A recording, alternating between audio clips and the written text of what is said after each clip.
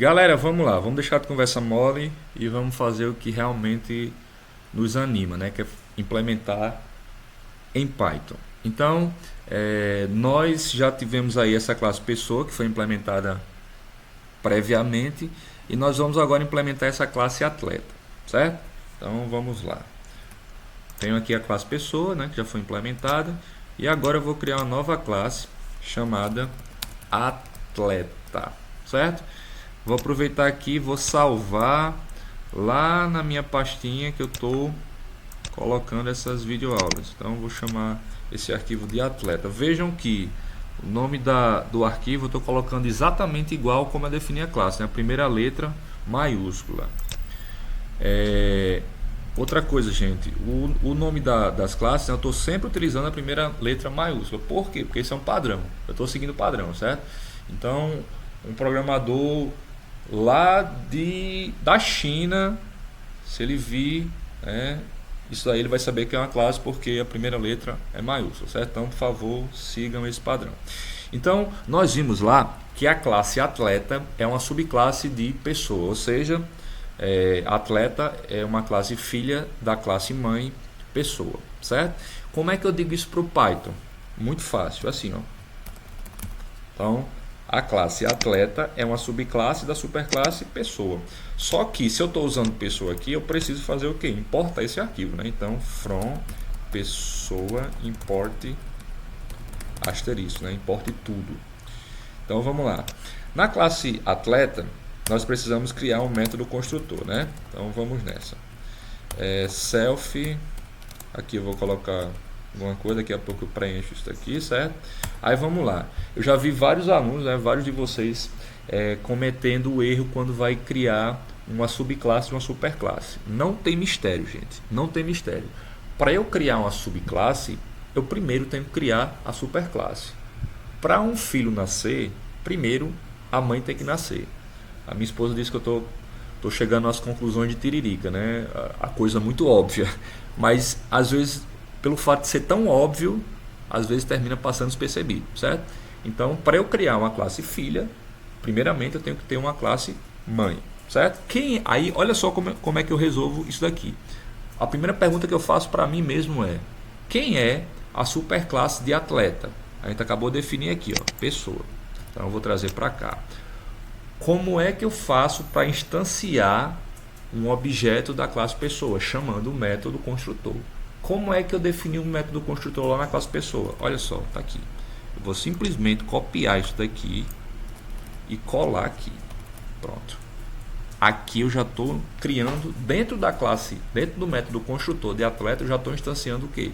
Um objeto da classe pessoa. Só que além desses três atributos, que atleta herdou de pessoa, né, ele tem um atributo que é apenas dele, que é o atributo peso, certo? Então, peso é um atributo de atleta. Aí olha só, se para eu criar pessoa eu tenho que ter esses três atributos aqui, gente, esses três argumentos, então eu tenho que naturalmente passar esses argumentos aqui. Eles não podem surgir do nada. Eu tenho que informar esses argumentos no método construtor. Além disso, eu tenho que informar também o atributo peso, né, que eu coloco ele aqui. Então, quando eu for instanciar um objeto de atleta, por exemplo, eu vou instanciar assim, ó, atleta Pelé, por exemplo, sexo masculino, não sei a idade de Pelé, mas digamos 70 anos, e o peso, não sei, sei lá, 80 quilos, por exemplo, certo? Então eu instanciaria dessa forma, né? Esses três argumentos aqui são de pessoa, né? Correspondem a esses daqui, e o peso, que é isso aqui, corresponde ao atributo peso da classe atleta, certo? A classe atleta, ela também tem um método chamado aquecer, que não recebe nenhum argumento, certo? E lá no enunciado da questão é dito o seguinte: o método aquecer imprime a string aquecendo. Aí vocês podem perguntar, mas não vai retornar nada? Não vai usar a palavra-chave return? Não. Olha só, o método aquecer da classe atleta é do tipo void, ou seja, ele não retorna nada. O método só vai retornar alguma coisa se ele for de um tipo que não seja void. Qualquer coisa que seja diferente de void, obrigatoriamente eu vou ter que retornar alguma coisa. Nem que seja vazio, mas eu tenho que retornar. Agora, se o método é void, eu não preciso retornar absolutamente nada, certo? Então aqui, ó, no método aquecer, eu vou dar um print nessa string, aquecendo. Pronto. Isso daqui é a classe atleta. Vamos testar? Bora. Vou copiar aqui, ó. Vou rodar. Então, instanciando, né, um objeto da classe atleta, instanciei.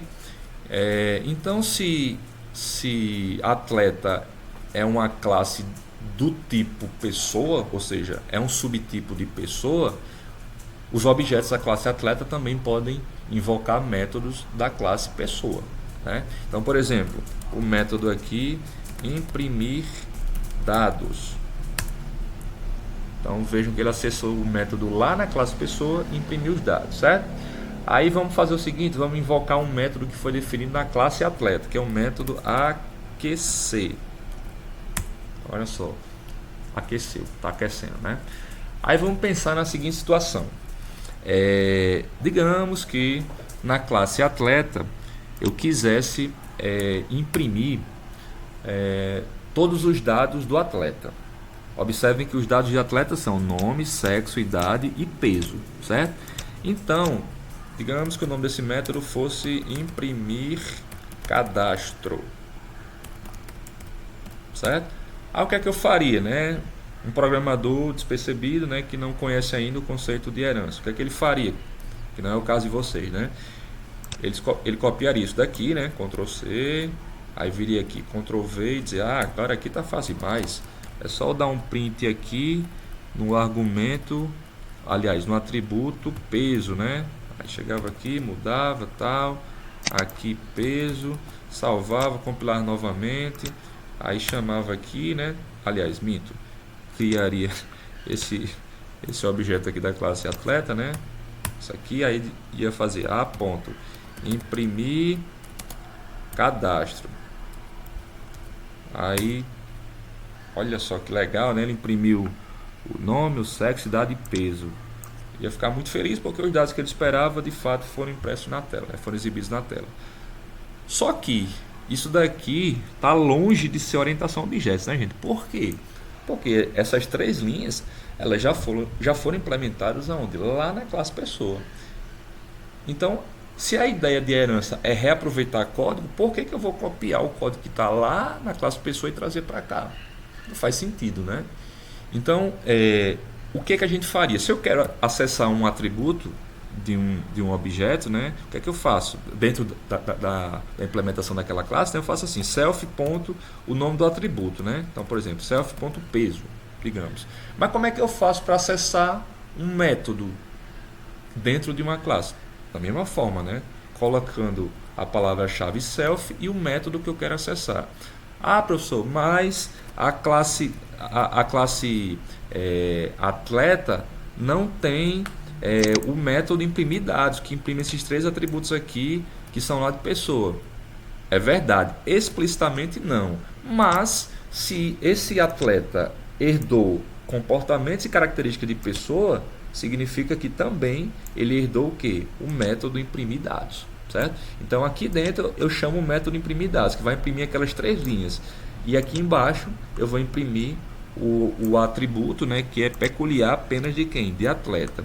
Aí evidentemente que isso aqui é um exemplo muito simples, né? Mas se a gente levasse ele para uma complexidade maior, imagina o seguinte: se eu tivesse aí um método, né, uma rotina com 3.000 linhas e eu precisasse fazer modificações em alguma dessas linhas, eu ia copiar de lá, de pessoa, e levava para atleta, corria o risco de alguma coisa não precisar seguir lá para atleta, enfim, eu estaria sujeito a cometer algum tipo de erro nessa cópia-colagem. Então, para evitar isso, a forma mais interessante de fazer isso seria utilizando o conceito de herança, que é o que nós vamos fazer aqui, certo? Então, eu estou chamando o método aqui, né, imprimir dados, e agora eu vou testar com vocês, né? Então, eu vou criar aqui um objeto da classe atleta, criado, né? E agora eu vou mandar imprimir cadastro. Olha só, ele trouxe exatamente os mesmos dados que foram trazidos quando eu fiz um Ctrl+C, Ctrl+V lá dentro do método imprimir cadastro. Beleza, pessoal? Então fiquem comigo que eu vou continuar essa questão no próximo vídeo.